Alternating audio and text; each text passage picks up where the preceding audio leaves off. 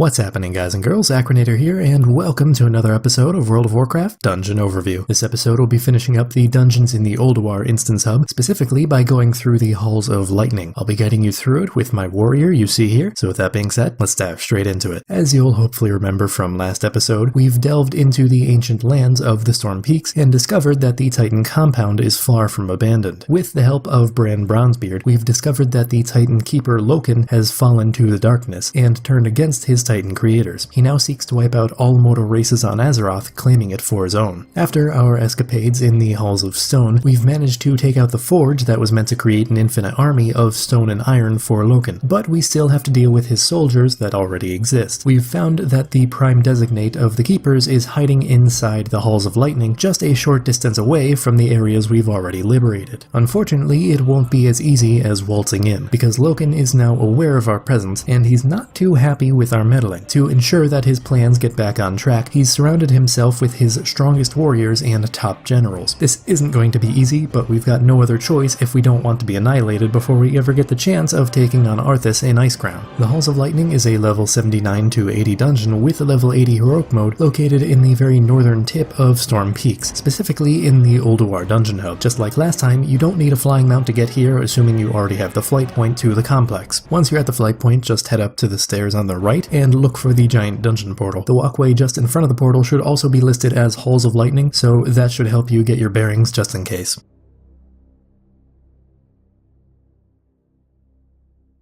Out of all the Iron Soldiers subservient to Loken, one stands above all the rest. General Bjorngrim is a terribly strong warrior and a brilliant tactician that's been put in charge of ensuring that no intruders disturb his master, especially now that his plans are just about to come to fruition. It should be noted that the general will be walking around the area, so you may have to peer around a bit to catch wind of him. That being said, he's significantly taller than every other mob in the area, so it'll be pretty hard to miss him. The most important thing to note is that this guy is a general, meaning that he has an actual army accompanying him. Just prioritize the trash mobs first and you won't have to worry about much else. The only other thing that the boss himself will do is a few area-based abilities, meaning that casters will need to stand back a bit to avoid unnecessary damage.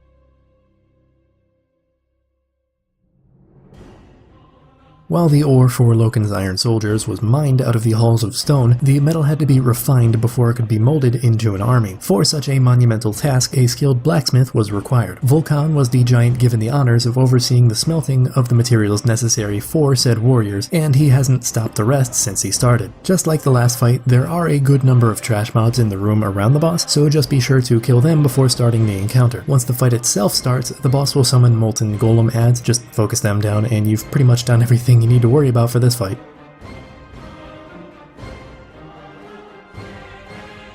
When Loken took control of Ulduar, he expanded his reach to more than just an army of iron and stone. He gave the opportunity for protection and power to any wind and lightning elementals willing to serve at his side. A small group led by Einar took up the Keeper's offer and now stand as his personal guard, blocking the way to Loken's quarters. Einar will cast Static Overload on a random player, causing them to deal damage to all allies nearby. Just make sure to spread out a bit and you'll be fine. What's more is that the boss will disperse into smaller spark adds at 50% health, which will proceed to chase players around for a bit. These can't be killed, so just run away from them for the 15 seconds that they're up.